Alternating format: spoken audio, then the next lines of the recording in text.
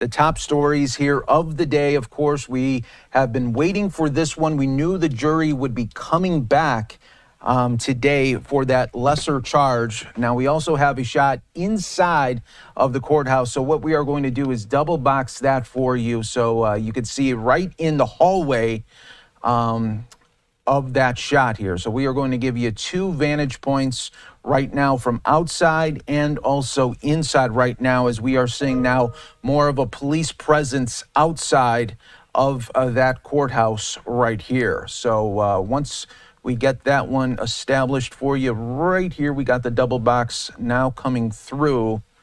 We will provide that to you right here on Live Now from Fox. There we go, live look right now. So you are seeing more of that police presence of the news that Daniel Penny has just been acquitted in his trial here. And we are going to be waiting to see who is going to be coming up to the podium as well right here. In just a little bit, we are going to be talking to a friend here of Live Now from Fox, Jeremy Rosenthal, attorney and legal analyst, will be here breaking it all down for us on Live Now from Fox. And we do have Jeremy Rosenthal right now, so let's go. A friend here of Live Now, Jeremy Rosenthal, legal analyst. Thanks so much for joining us. Really fast-paced Monday morning. So we knew the jury was coming back for this lesser charge. Didn't take them long. No, it didn't. Obviously, they maybe thought about things over the weekend, and it sounds like it's pretty interesting because they were deadlocked on the more difficult charge, telling us that there were people in that room who were pro-guilty verdict and pro-not-guilty verdict on the higher charge. Once that higher charge went away, you would think that those guilty votes would not have gone away, but apparently they were not as dug in, apparently, or they had some extra thoughts about it over the weekend. In any event, a good day for Daniel Penny. Yeah, especially giving the nature of how it all went down on Friday, where it was thrown out because the jury just could not come to a decision here. And ultimately, that big charge was dropped. And then to hold it out over the weekend, not knowing what that jury was going to do, had to be hard on both sides, really. Very stressful for sure on the defendant, on the prosecution, on Mr. Neely's family. This is how court goes. This is how trial goes. And a lot of times what I see when juries are deliberating is when you get to the end of a day, a long day of deliberations, of disagreements. And in this instance, you get on a Friday, everybody gets a chance to go home, reset. As a lawyer friend of mine calls it, the brain janitor gets to go in the middle of the night and sweep away all the debris and all that stuff. The jurors wake up the next morning more clear-headed, if you will, and they just come and obviously there was a broad consensus this morning that they didn't have on Friday. And when will we know just how many, if there was one holdout or multiple holdouts on Friday? When does that kind of information come out? Once the verdicts are read, and then the judge can release the jurors from their service, and that lifts the vow, if you will, of secrecy that they have, and they can talk about what their deliberations were like. So it can be as soon as today. Obviously, I think the press and some of the folks want to respect the jurors' space, privacy, and all that stuff.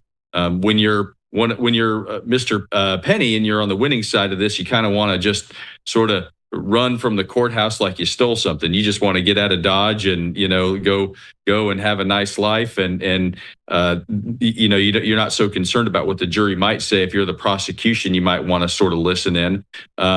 But in any event, when there's an acquittal, there's really nothing that the jury can do or say, even if they did act improperly. Not that we think that happened, but if the jury did act improperly, there's no real remedy for the prosecution because jeopardy has attached, and you cannot try Mr. Penny again for double jeopardy. He is acquitted. This is done.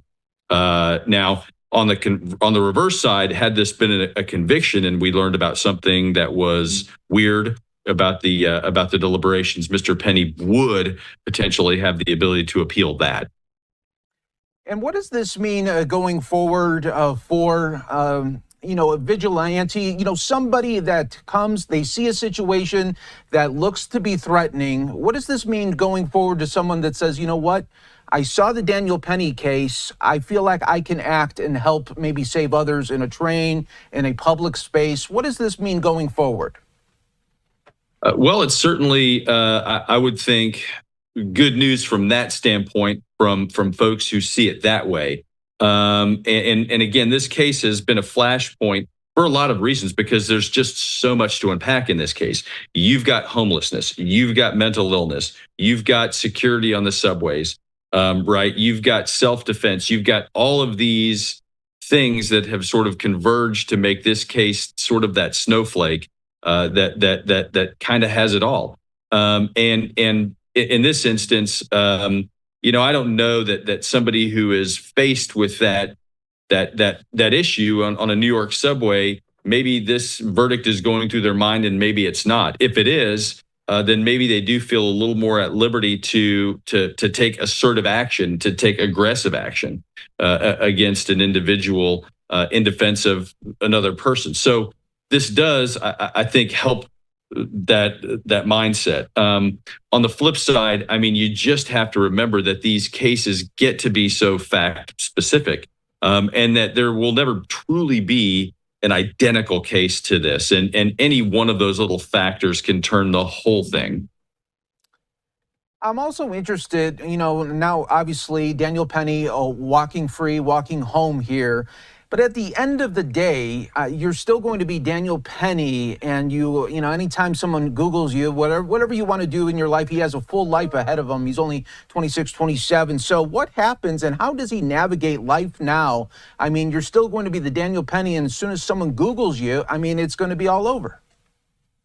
Right. He also got sued by the Neely family, which he's not through with that. And there's a lower burden of proof there, right? Because a criminal case is proof beyond a reasonable doubt. In civil court, it's beyond a preponderance of the evidence, 50% or greater, which is, for instance, you saw OJ, who got held liable, civilly liable for the murders. But he was obviously acquitted, of the same charges. So he still has that to deal with. But I mean, he's got some notoriety, whether he likes it or not, from this case. I mean, if he makes a book deal, do the plaintiffs, does the Neely family reap all the proceeds from that? I don't know. But that's one of the hard things about this. I mean, I'm a criminal lawyer. I defend people for a living, and the whole goal is to keep people off the internet, out of the media, out of everything, right? Because if you can see that somebody's been accused, a lot of folks can't make the distinction of this person was accused but was found not guilty, or the charges were dismissed. A lot of folks are just going to kind of throw the baby out with the bathwater. When you get a case like this that's splashed everywhere over the media, you just have to deal with it the best you can. And maybe he goes on a speaking tour. Maybe he has a book deal. Maybe he goes out and reaches out to the Neely family and they're able to do something together to kind of discuss the broader issues.